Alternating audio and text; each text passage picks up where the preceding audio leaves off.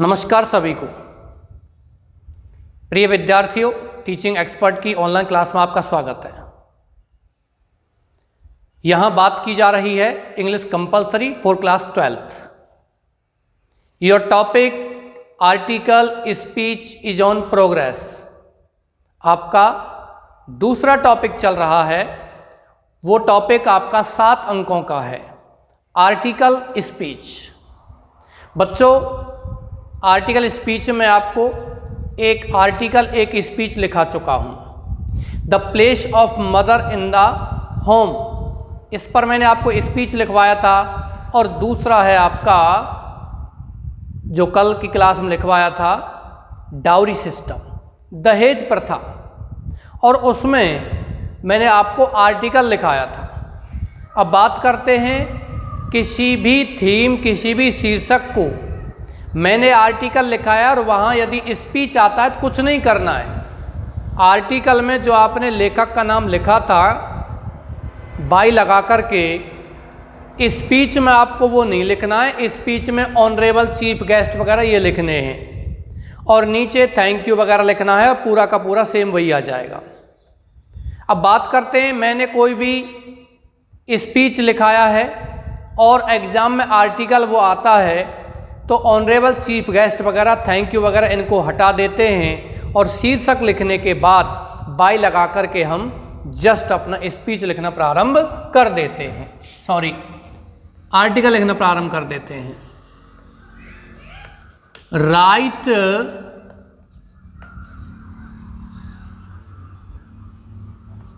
A speech या prepare a speech on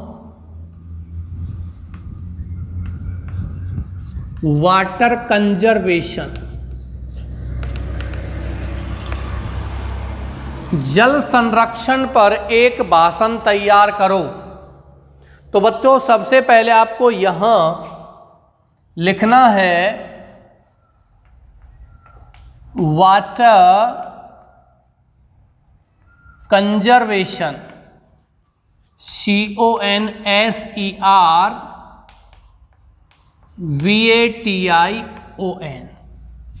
ये हो गया आपका शीर्षक। मैं जो इस तरीके से ये बनाया है, आप ये बना सकते हो, चाहते हो तो, नहीं तो आप मत बनाइए, कोई दिक्कत नहीं है। वाटर कंजर्वेशन का मतलब होता है जल संरक्षण, यानी कि जल को भविष्य के लिए बचा करके रखना।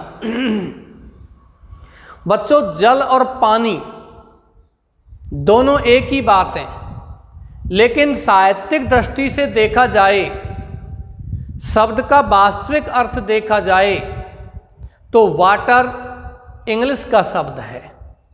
वाटर माने ही जल होता है, वाटर माने ही पानी होता है। लेकिन हम यहां बात करते हैं हिंदी में, तो जल और पानी दोनों पर्यायवाची हैं, लेकिन इनका वास्तविक अर्थ अलग होता है। जिस पानी को हम भविष्य के लिए या हमारे उपयोग के लिए लेते हैं वो कहलाता है जल, पीने के काम में लेते हैं। और सामान्य रूप से उसको हम कहते हैं पानी। कभी भी किसी गड्ढे में पानी भरा हुआ, उसको हम पानी ही कहेंगे, जल नहीं कहते हैं। हाँ, यदि वो गड्ढे में भरा हुआ पानी मानव उपयोग में आता है, पीने के उपयोग में आ जाता है, तो उसको हम कह देते हैं जल। ये ध्यान रखो, अलग अलग अर्थ होते हैं। इसी प्रकार से वाटर कंजर्वेशन माने जल संरक्षण। अब बच्चों, मान के एक बच्चे ने पूछा था कि सर आर्टिकल में जो लेखक का नाम लिखते हैं वो कहाँ लिखते हैं? ये शीर्षक हो गया, इसके जस्ट यहाँ कॉर्नर पर नीचे से लिखना है, दूसरी पंक्ति पर ही बाई लगा करके और इस तरह लिख देना है। या आप यहाँ नहीं लिखना चाहते तो जस्ट नीचे यहाँ लिख दीजिए ब्रैकेट में, कोई दिक्कत नहीं है। लेकिन ये आपका स्पीच है, तो स्पीच में आपको क्या लिखना है? ऑनरेबल, सम्माननीय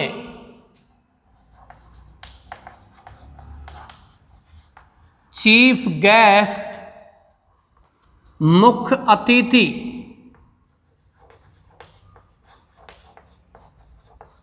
रेस्पेक्टेड प्रिंसिपल,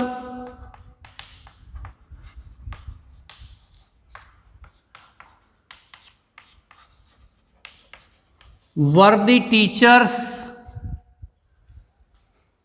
आपको नजर आ रहा होगा।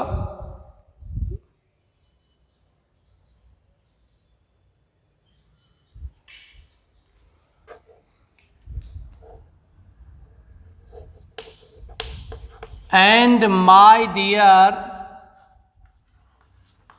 स्टूडेंट्स, और मेरे प्रिय विद्यार्थियों, या कह सकते हैं और and dear students, I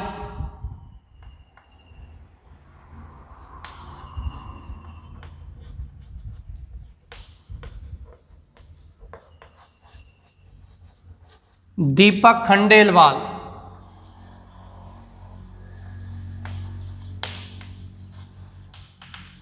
am going to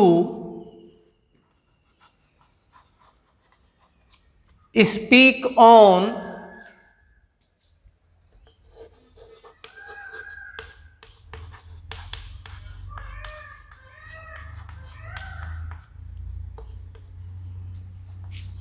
water conservation.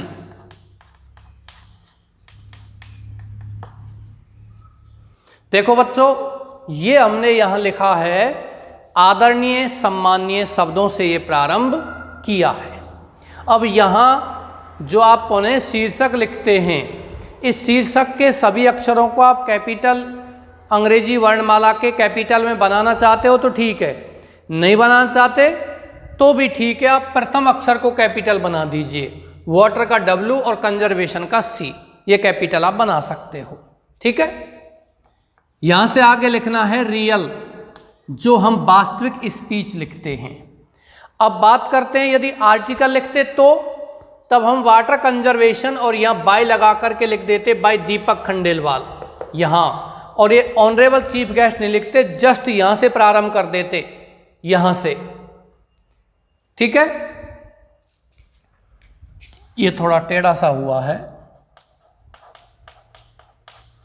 Water conservation. ठीक है, वाटर इज लाइफ, जल ही जीवन है।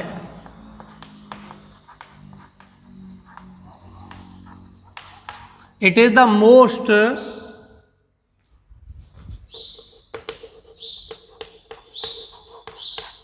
important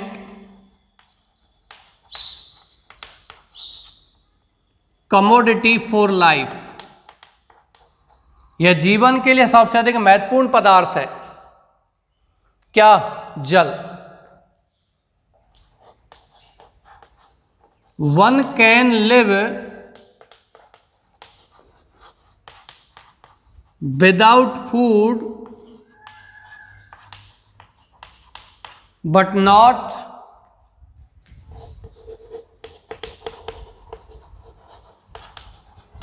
without water.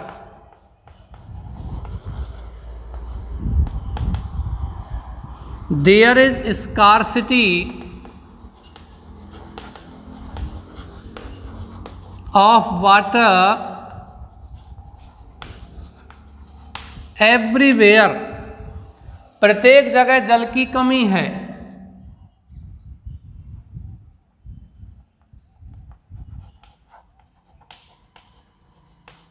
We should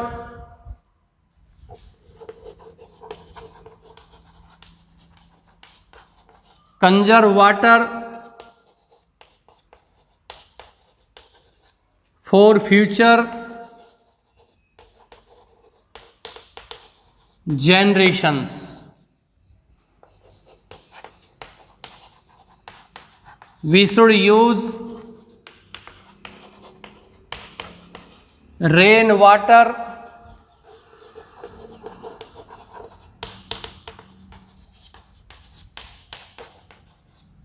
harvesting system to save water for future use. Copy कीजिए बच्चों, मैं इसका हिंदी अर्थ समझाता हूं।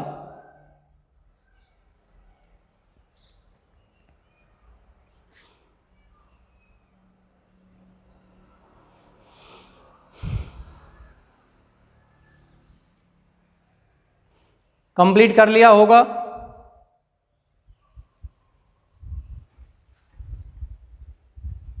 We should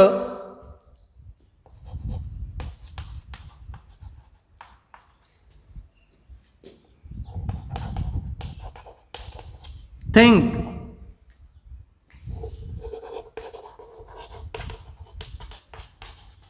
what will happen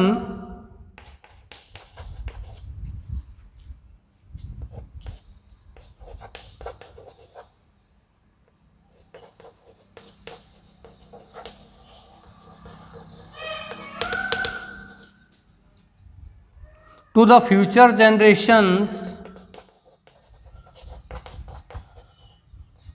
without water. We all are facing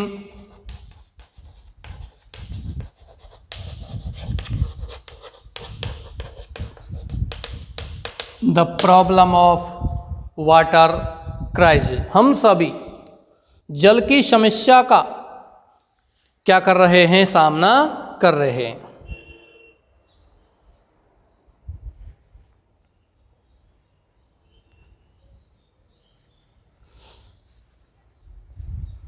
honourable, सम्मान्य chief guest, मुख्य अतिथि, रेस्पेक्टेड प्रिंसिपल, आदरणीय प्रधानाचार्य, वर्दी टीचर्स, विद्वान अध्यापकों, एंड माय डियर स्टूडेंट्स, और मेरे प्रिय विद्यार्थियों, आई मैं Deepak Khandelwal am going to speak, बोलने जा रहा हूं ऑन वाटर कंजर्वेशन, जल संरक्षण पर।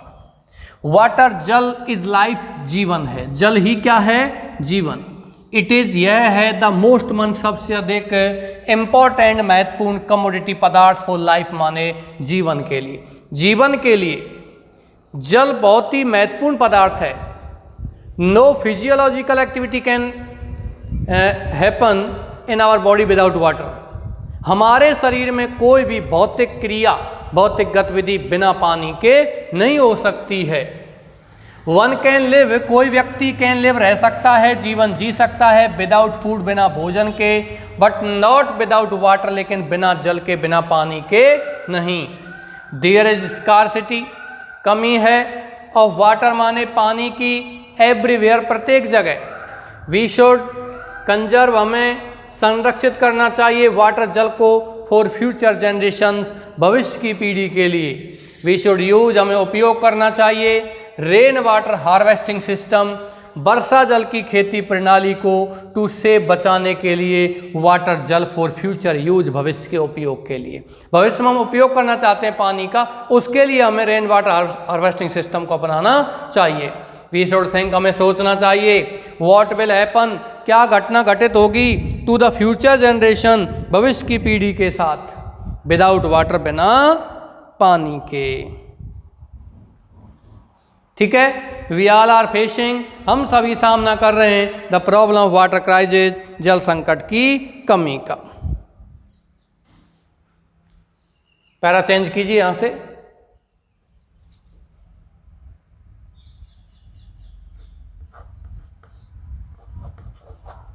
There is much water everywhere, but no drinkable water। लेकिन पीने योग्य पानी नहीं है।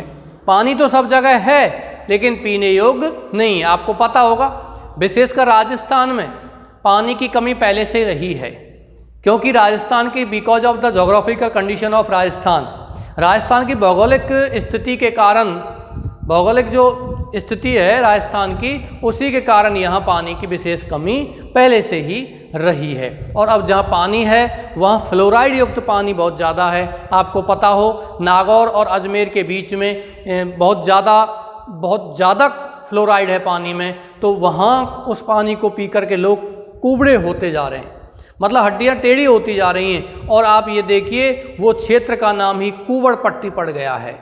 उस क्षेत्र को हम क्या कहते हैं, आज कुबड़ पट्टी नाम से उसको जानते हैं। तो राजस्थान का एक तो पश्चिमी भाग है, वो तो वैसे ही सूखा पड़ा हुआ है, और अरावली पर्वत क्षेत्र है, इधर पूर्वी भाग है, यहाँ भी अब कुछ नहीं है। कारण क्योंकि अरब सागर के नज़दीक है राजस्थान, लेकिन राजस्थान की अरावली पर्वतमाला के सहारे सारे बादल निकल जाते हैं, बरसात नहीं होती है। और बंगाल की खाड़ी की बात करते हैं तो वहाँ से ये राजस्थान बहुत दूर है, वहाँ से आते आते बादल क्या हो जाते हैं, खाली हो जाते हैं, तो वर्षा बहुत ही कम होती है। इसलिए राजस्थान ने बहुत पहले से ही ड्रॉट यानी कि अकाल का सामना किया है। ड्रॉट का मतलब द प्रोलॉन्ग्ड कंडीशन ऑफ रेनलेसनेस, लंबे समय की वर्षा विहीनता की स्थिति क्या कहलाती है, अकाल कहलाती है। There much water everywhere but no drinkable water, लेकिन पीने योग्य पानी नहीं है।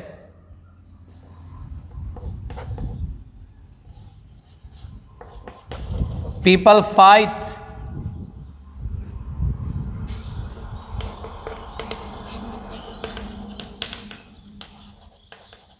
with each other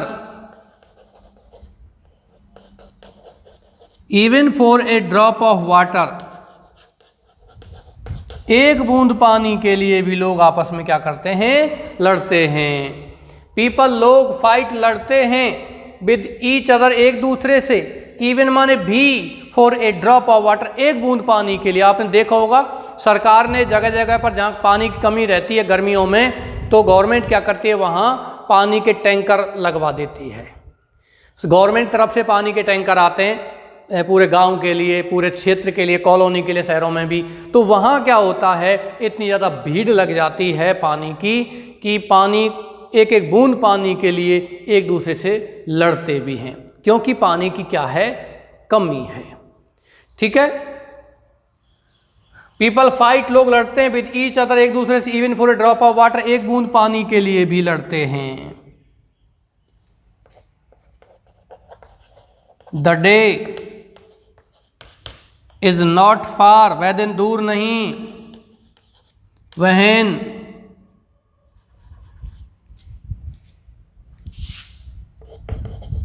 the problem of water crisis will lead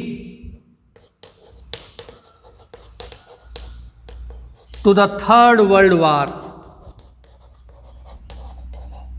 वह दिन दूर नहीं जब जल संकट की समस्या विल लीड ले जाएगी to the third world war, माने तृतीय विश्व युद्ध की ओर। As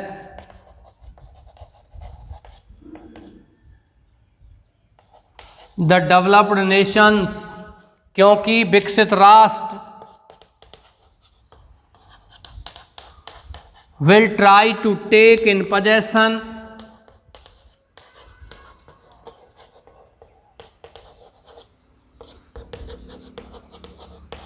the water resources of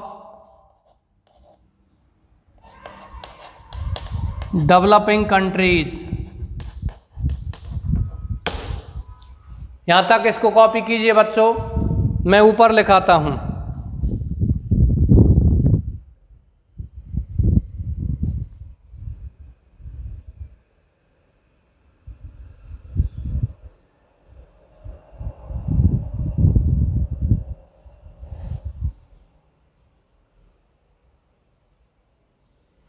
ठीक है, ऊपर से मिटाता हूँ और थोड़ा सा आपको और लिखाता हूँ। पैरा चेंज तो मत करना, अभी छोटा ही पैरा है।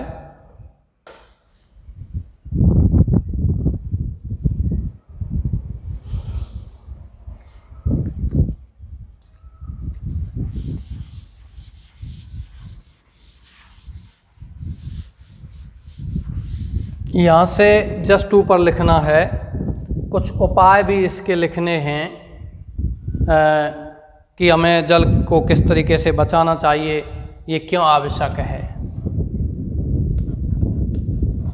In India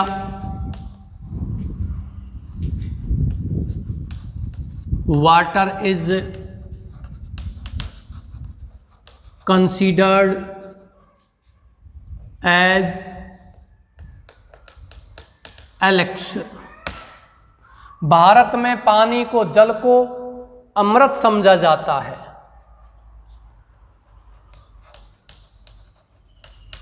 We should plant such type of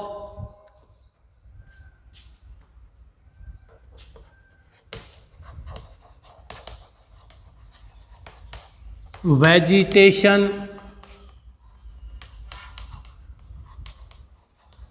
that can check the flow of water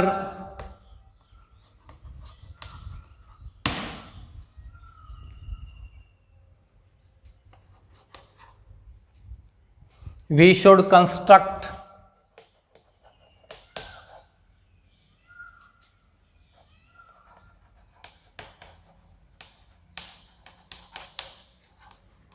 dams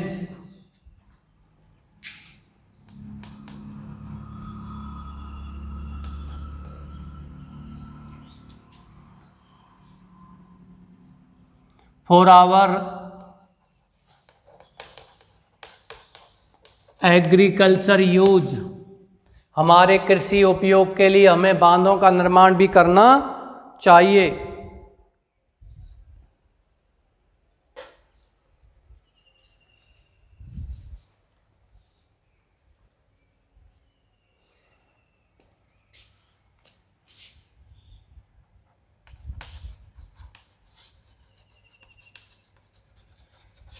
The government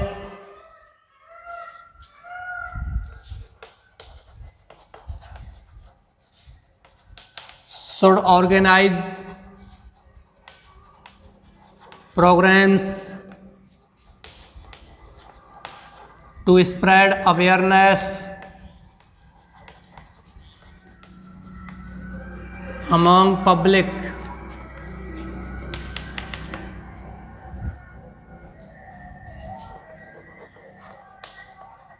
we should use water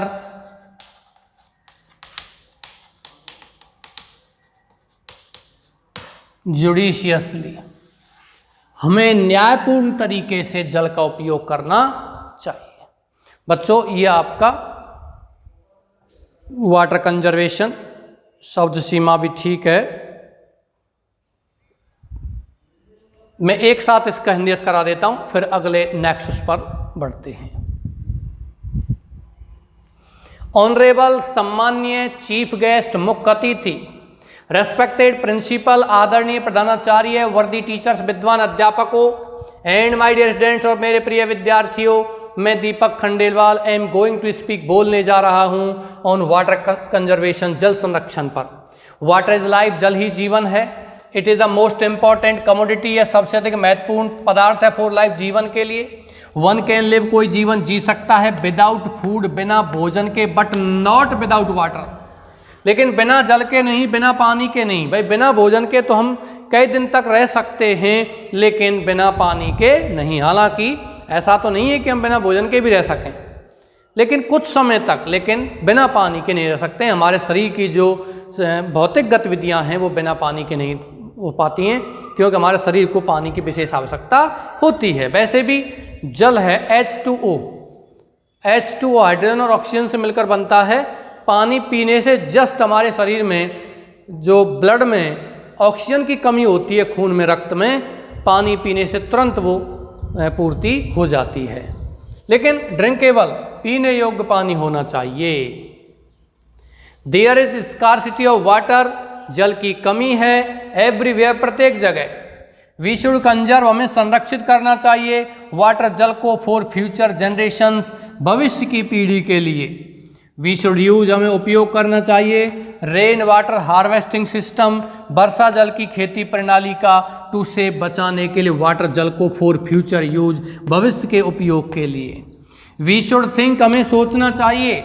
what will happen, क्या घटना घटित होगी टू द फ्यूचर जनरेशन, भविष्य की पीढ़ियों के साथ। विदाउट वाटर, बिना जल के, बिना जल के भविष्य की पीढ़ी के लिए क्या होगा। बच्चों आज तक ये समस्या थी हमारे नीति निर्धारकों के, संसार के जो विशिष्ट व्यक्ति हैं, नीति निर्धारक हैं, पॉलिसी मेकर्स हैं, वैज्ञानिक हैं, जो समाज के बारे में सोचते हैं, चिंतनशील लोग हैं, उनको ये समस्या थी कि पानी की बहुत कमी आएगी। लेकिन इस पर एक अनुसंधान किए गए और बहुत सी मशीनरी ऐसी बनाई गई जो मशीन आज समुद्र के खारे पानी को भी और यूज करने योग्य जो पानी है, पीने योग्य पानी, उसमें कन्वर्ट करे, उसमें बदल रही है। आपने देखा होगा आरओ प्लांट्स लगे हुए हैं जगह जगह, ठीक है। लेकिन अब नई समस्या आ रही है, वो कौन सी समस्या है? भोजन की। क्योंकि पूरे संसार में कृषि है, पूरे संसार में भोजन की समस्या आगे बढ़ रही है। कृषि इतना ज़्यादा नहीं हो पा रही जितने की संसार की जनता है, इसलिए लोग मांसाहार को बहुत ज़्यादा अपना रहे हैं, जो उचित नहीं है। हमारे देश में तो बहुत कम है, फिर भी मैं ये नहीं कहता, लेकिन भविष्य में जैसे कि कुछ यूरोपियन कंट्रीज हैं, कुछ अमेरिकन कंट्रीज हैं, वहाँ मांसाहार को अपनाते भी हैं, लेकिन हमारे देश में वो परिस्थितियाँ हैं नहीं जो मांसाहार को अपनाया जाए, क्योंकि शरीर के लिए उचित नहीं होता। विदेशों में ये उचित होता है क्योंकि वहाँ ठंड पड़ती है, इसलिए वो लोग इसको अपनाते हैं। चलिए वो एक अलग मैटर है। लेकिन भोजन की इतनी ज़्यादा कमी होने जा रही है भविष्य में कि लोग इतने ज़्यादा चिंतनशील हो चुके हैं कि पूरा संसार क्या मांसाहार पर ही डिपेंड रहेगा। आप ये सोचिए कि संसार का लगभग 60% जो भोजन है वो समुद्र में मछलियों से प्राप्त हो रहा है, और समुद्र में भी बहुत सी जगह जो ऑयल वगैरह, तेल वगैरह फैल जाते हैं, समुद्र की ऊपरी सतह पर जम जाते हैं, जिससे कि उन समुद्री जीवों को ऑक्सीजन नहीं मिल पाती है, वो समुद्र जीव भी मर रहे हैं। इस कारण से मछलियाँ भी मर रही हैं, अन्य समुद्री जीव मर रहे हैं, तो हमारा जो खाद्य चक्र है वो प्रभावित हो रहा है। तो ऐसी बहुत सी समस्याएं हैं, वो मैटर दूसरा है, फिलहाल हम बात कर रहे हैं इस पर।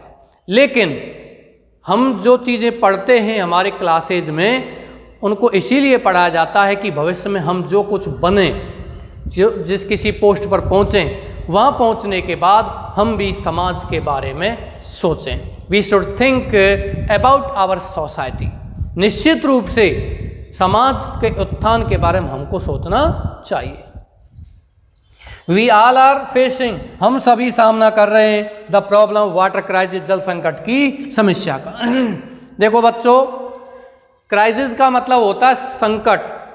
अब इस शब्द का यदि बहुवचन पूछा जाए तो CRISES होता है, ध्यान रखना। कहीं आप ऐसा करते हैं CRISISES, क्राइसिस, गलत होगा। इसका वचन क्या होगा? CRISES। आई के स्थान पर ई लगा दो इसी में, तो इसका बहुवचन बन जाता है। जैसे कि मीडियम, आपने पढ़ा होगा मीडियम। मीडियम का बहुवचन क्या होता है पता है आपको? मीडियम का बहुवचन होता है मीडिया। मीडियम माने माध्यम, मीडिया भी वही है। डेमोक्रेसी, लोकतंत्र, लोकतंत्र का चौथा स्तंभ माना जाता है media, newspaper. There is much water everywhere, प्रत्येक जगह बहुत ज़्यादा पानी है, बट नो ड्रिंकेबल वाटर, लेकिन पीने योग्य पानी नहीं है।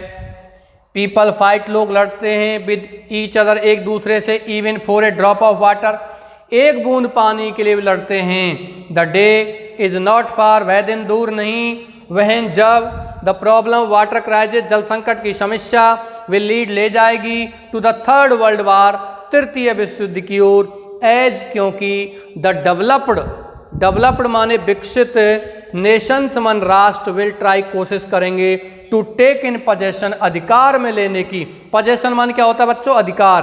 द वाटर रिसोर्सेज जल संसाधनों को ऑफ डेवलपिंग कंट्रीज माने विकासशील देशों के। इन इंडिया भारत में वाटर इज कंसीडर्ड जल को माना जाता है एज एलेक्शिर माने क्या अमृत। एलेक्शिर का मतलब क्या होता है बच्चों अमृत। वी शुड प्लांट हमें रोपण करना चाहिए लगाना चाहिए सच टाइप ऑफ वेजिटेशन इस प्रकार की वनस्पति दैट कैन चेक जो वनस्पति कैन चेक माने रोक सके। चेक माने होता है बच्चों रोकना। द फ्लो माने बहाव ऑफ वाटर माने किसका पानी का। इस तरह की हमको वनस्पति लगानी चाहिए कि बरसात का जल है वो नदी नालों में बहने से रुके और हमारे जमीन के अंदर ही उसको सोख लिया जाए। वी शुड कंस्ट्रक्ट हमें निर्माण करना चाहिए डैम्स माने बांधों का फॉर आवर एग्रीकल्चर यूज हमारे कृषि उपयोग के लिए हमें बांध बनाने चाहिए। द गवर्नमेंट शुड ऑर्गेनाइज सरकार को आयोजित करने चाहिए प्रोग्राम्स कार्यक्रम टू स्प्रेड फैलाने के लिए अवेयरनेस माने जागरूकता अमंग पब्लिक माने के इसमें जनता में। वी शुड यूज हमें उपयोग करना चाहिए वाटर जल का जुडिशियसली माने न्यायपूर्ण तरीके से हमें इसका उपयोग करना चाहिए। ठीक है, अब मैं थोड़ा सा आपको यहाँ बता देता हूँ कुछ शब्द यहाँ ऐसे लग रहे हैं आपको जो शायद नज़र नहीं आ रहे हैं। देखो प्लांट और यहाँ लिखा हुआ है सच, ये WEV है, ये गवर्नमेंट, ये पब्लिक, ये टीचर्स, ये स्पीक, ये मोस्ट, ये बट नॉट, ये शुड, ये वाटर, ये थिंक, ये आर ऑल आर, पीपल, वहन, डेवलप्ड और कंट्रीज। ये आप अच्छे से देख लेना।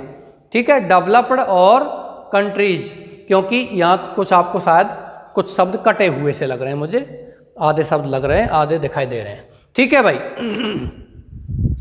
कॉपी कीजिए या आप इसका स्क्रीनशॉट भी ले सकते हैं। अगले थीम पर आते हैं।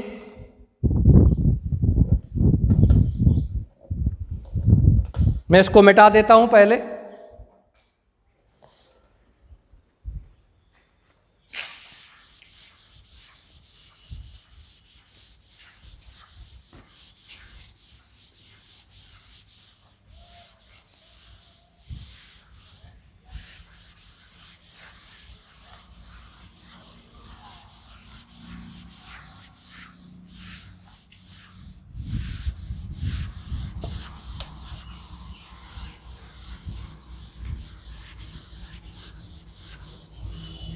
अगले शीर्षक पर आते हैं।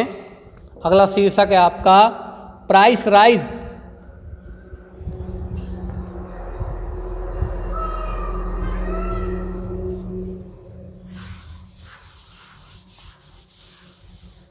प्राइस राइज का मतलब होता है बच्चों महंगाई।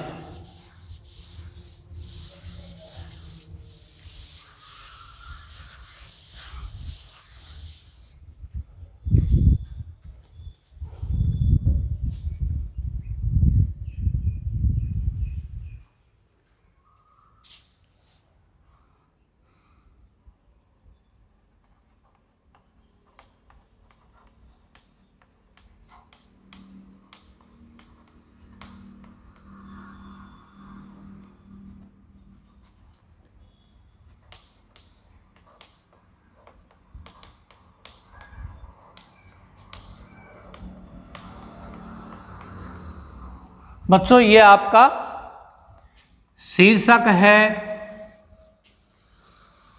टाइटल है प्राइस राइज, या कह सकते हो सोअरिंग प्राइसेज यानी कि महंगाई।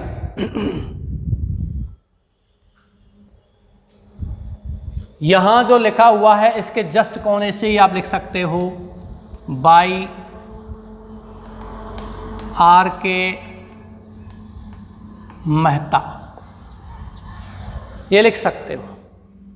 यह बाई आर के Mehta comma the student of class 12th, कक्षा 12 का विद्यार्थी, ये आप लिख सकते हो। ये मैं जो लिखा रहा हूं ये आपका आर्टिकल है, स्पीच नहीं है। ठीक है, स्पीच होता तो हम इसको यहां नहीं लिखते, यहां लिखते ऑनरेबल चीफ गेस्ट वगैरह लिख देते। यहां से लिखना प्रारंभ करना है। The problem of price rise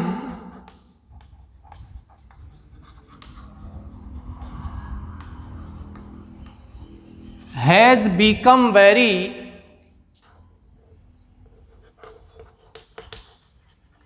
serious.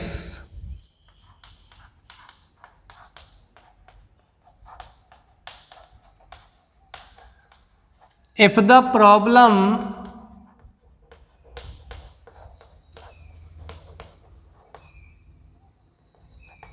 is not tackled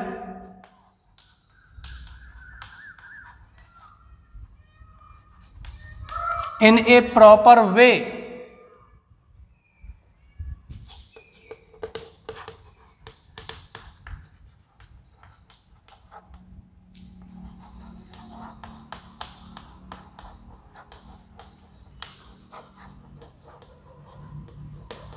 it will make our life unbearable.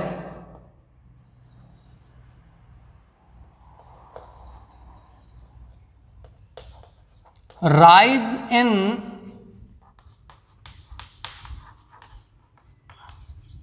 prices is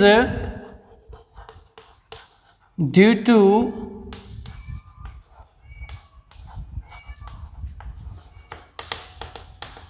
natural calamities like flood, drought,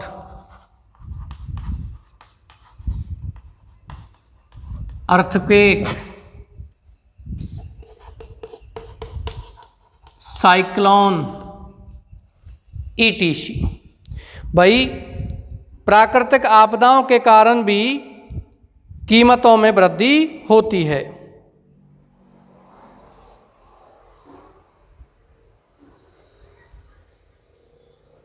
cyclone का मतलब चक्रवात।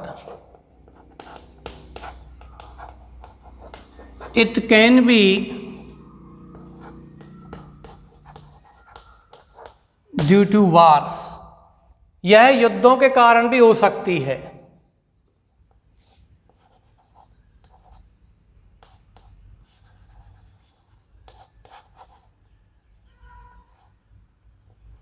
Three wars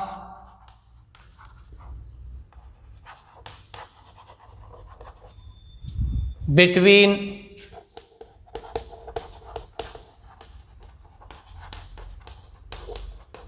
India and Pakistan and one between India and China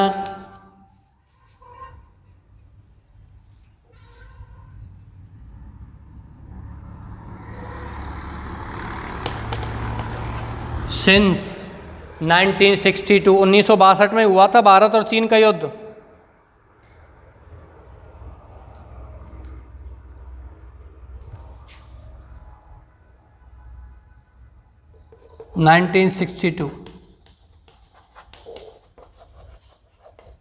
largely affected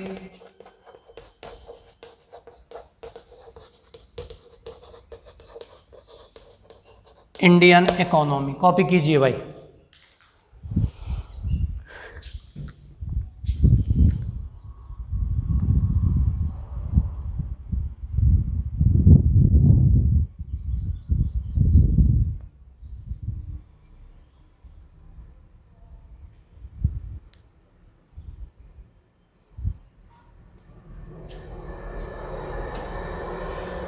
कर लिया होगा, हिंदी अर्थ भी करा दूंगा। चलो हिंदी अर्थ ले लेते हैं। The problem of price rise. Price rise का मतलब महंगाई। देखो प्राइस का मतलब होता है कीमत और राइज का मतलब होता है ऊपर उठना। मतलब कीमत का ऊपर उठना, और सोअरिंग का मतलब भी क्या होता है? ऊपर उठना। और प्राइसेज माने क्या होता है? कीमत।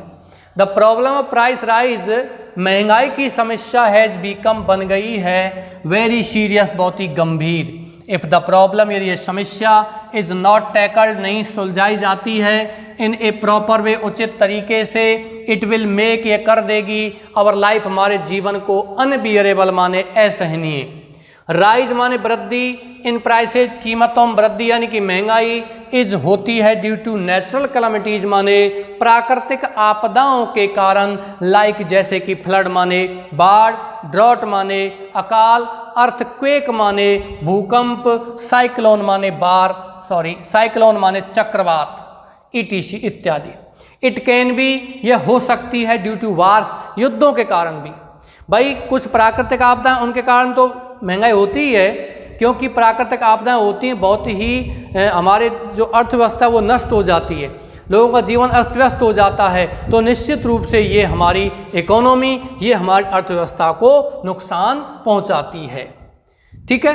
3 वार्स, 3 युद्ध बिटवीन इंडिया एंड पाकिस्तान, किन के बीच में? भारत और पाकिस्तान के बीच में। एंड 1, और एक युद्ध between India and China, Bharat और चीन के बीच में। सिंस 1962, 1962 से हैव लार्जली अफेक्टेड, बड़े पैमाने पर प्रभावित किया है इंडियन इकोनॉमी, किसको? भारतीय अर्थव्यवस्था को प्रभावित किया है।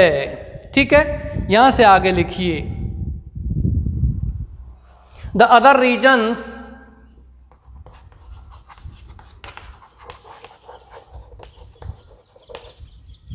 of soaring prices are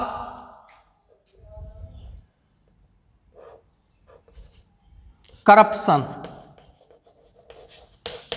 भ्रष्टाचार, ब्राइबरी, रिश्वत, स्मगलिंग माने तस्करी, होर्डिंग जमाखोरी, ब्लैक मार्केटिंग कालाबाजारी, and several other anti-social and anti-national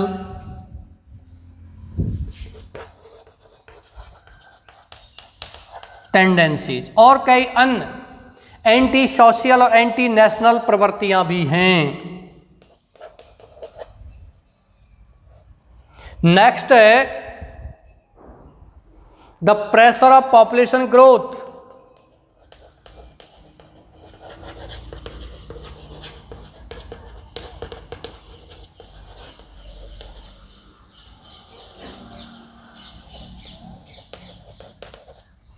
जनसंख्या वृद्धि का दबाव,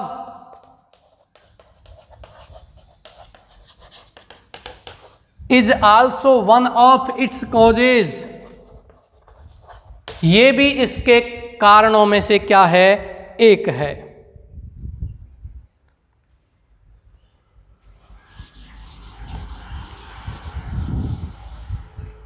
यहां से आपको पैरा चेंज करना है। पॉपुलेशन ग्रोथ, ये ग्रोथ की स्पेलिंग सही कर लो, GROWTH। ग्रोथ मीन्स होता है वृद्धि।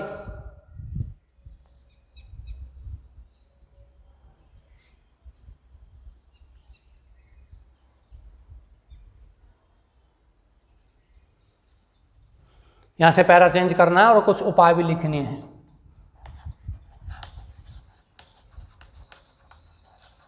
The government should increase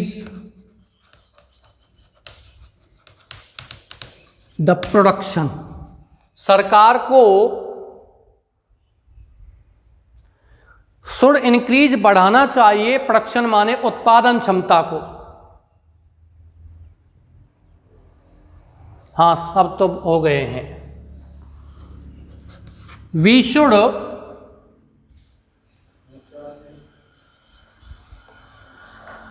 control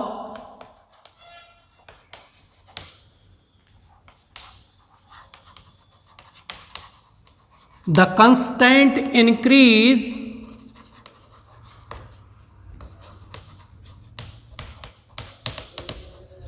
of population. हमें पॉपुलेशन माने जनसंख्या की वृद्धि को, लगातार वृद्धि को रोकना चाहिए।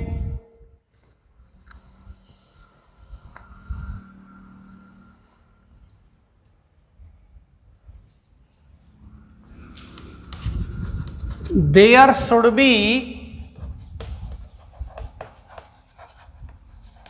बैन, प्रतिबंध होना चाहिए ऑन अनकंट्रोल्ड अनियंत्रित इन्वेस्टमेंट बाय पॉलिटिकल लीडर्स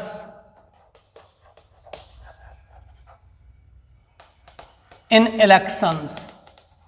चुनावों में राजनेताओं के द्वारा अनियंत्रित इन्वेस्टमेंट माने खर्चों पर क्या होना चाहिए, प्रतिबंध होना चाहिए। चलिए बच्चों, इसको कॉपी कीजिए, मैं थोड़ा सा और लिखाते हुए इसे समाप्त करता हूं।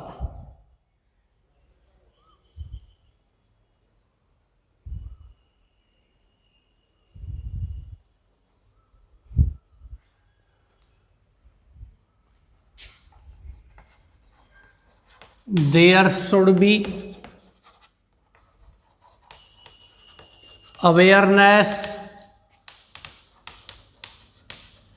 in labor organization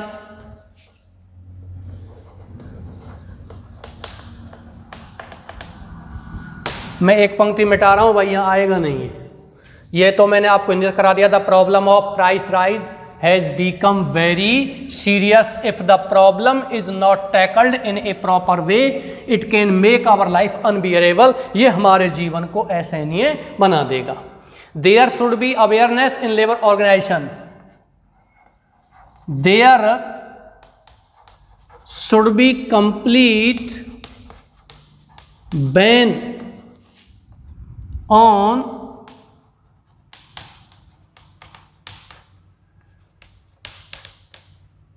administrative corruption। There should be balance between supply and demand। मांग और आपूर्ति के बीच में क्या होना चाहिए, बैलेंस होना चाहिए। चलिए इसको आप कॉपी कीजिए, मैं हिंदी अर्थ कराता हूं इसका। स्क्रीनशॉट ले सकते हो, you can take the screenshot of this article और फिर बाद में आराम से लिख सकते हो।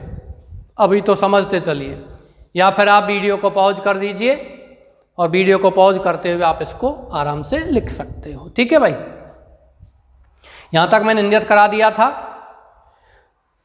कुछ नेचुरल कैलामिटीज, प्राकृतिक आपदाएं हैं, लाइक जैसे कि फ्लड। फ्लड मीन्स क्या होता है, बाढ़, ड्रॉट अकाल, अर्थक्वेक भूकंप, साइक्लोन चक्रवात ईटीसी। ये ध्यान रखना है, ड्रॉट मीन्स अकाल, DROUGHT। और एक होता है DRAUGHT, वो ड्रॉट मीन्स होता है घूंट, एक घूंट, हम जैसे पानी पी रहे हैं एक घूंट, वो ड्रॉट DRAUGHT होता है।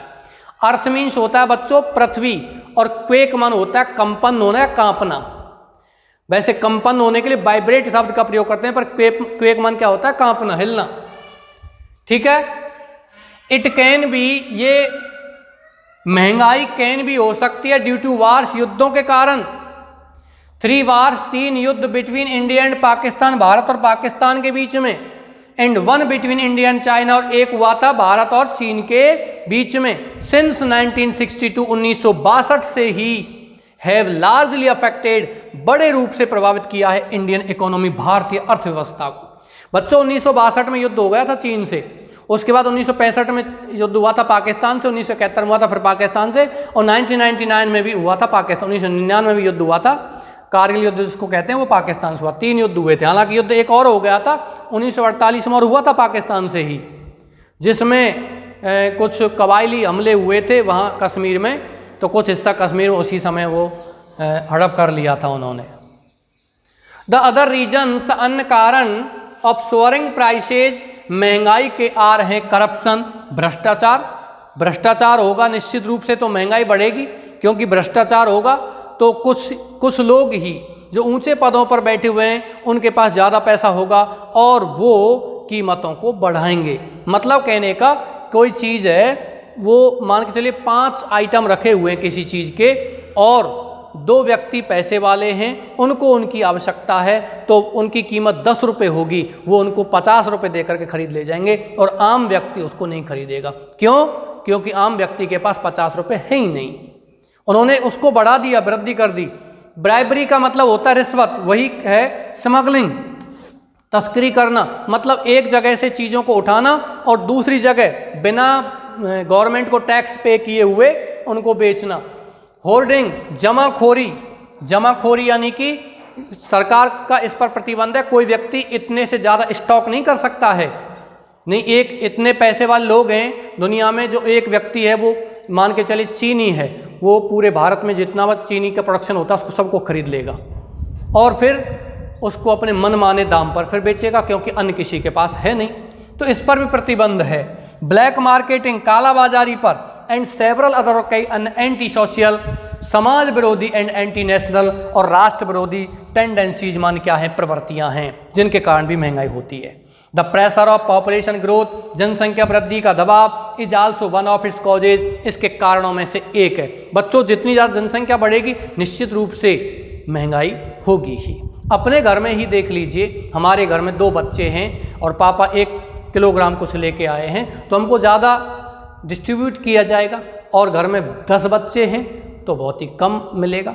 यानी कि ये जनसंख्या वृद्धि का दबाव है, ये भी इसका महंगाई का कारण है, क्योंकि जितनी ज़्यादा जनसंख्या होगी उतनी डिमांड बढ़ेगी, और ज़्यादा डिमांड बढ़ेगी तो हम इतनी सप्लाई नहीं कर पाते हैं। द गवर्नमेंट शुड इंक्रीज, सरकार को बढ़ाना चाहिए, द प्रोडक्शन, उत्पादन क्षमता को भी बढ़ाना चाहिए। वी शुड कंट्रोल, हमें नियंत्रित करना चाहिए। वी शुड कंट्रोल, हमें नियंत्रित करना चाहिए। द कंस्टेंट माने लगातार, इंक्रीज माने वृद्धि, और पॉपुलेशन माने जनसंख्या। जनसंख्या की जो लगातार वृद्धि हो रही है, हमें इसको क्या करना चाहिए, कंट्रोल करना चाहिए, इसको नियंत्रित करना चाहिए। लगातार जनसंख्या बढ़ रही है उसको। देयर शुड बी बैन, प्रतिबंध होना चाहिए ऑन अनकंट्रोल्ड इन्वेस्टमेंट, अनियंत्रित इन्वेस्टमेंट माने खर्चे पर, बाय पॉलिटिकल लीडर्स माने राजनेताओं के द्वारा, जो बहुत ज़्यादा खर्चा बढ़ रहा है।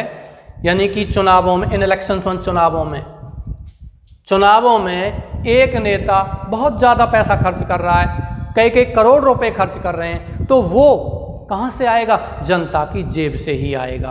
भविष्य में वो नेता कुछ भी प्रगति नहीं करेगा समाज की। लेकिन नेताओं का भी दोष नहीं है, जनता जागरूक नहीं है। जनता भी ऐसे ही व्यक्ति को वोट करती है जो ज़्यादा पैसा खर्च कर रहा है।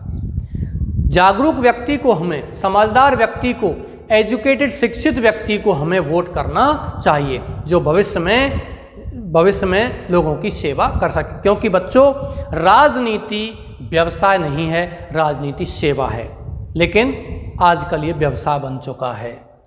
देयर शुड बी अवेयरनेस, जागरूकता होनी चाहिए इन लेबर ऑर्गेनाइजेशन माने श्रम संगठनों में। ऑर्गेनाइजेशन में एस और लगा लो बच्चों आप। श्रम संगठनों में जितने भी लेबर ऑर्गेनाइजेशन है, श्रमिकों के संगठन हैं, उनमें जागरूकता होनी चाहिए। There should be complete ban, पूर्ण प्रतिबंध होना चाहिए ऑन एडमिनिस्ट्रेटिव करप्शन माने प्रशासनिक भ्रष्टाचार में। प्रशासन है मतलब जो नौकरशाही है, उसमें भ्रष्टाचार पर प्रतिबंध होना चाहिए। एडमिनिस्ट्रेटिव, प्रशासनिक। बच्चों, ये जो एग्जाम लगते हैं ना IAS वगैरह, ये एडमिनिस्ट्रेटिव सर्विस हैं। IAS का मतलब इंडियन एडमिनिस्ट्रेटिव सर्विस। जैसे राजस्थान में RAS लगता है, राजस्थान एडमिनिस्ट्रेटिव सर्विस, प्रशासनिक सेवा।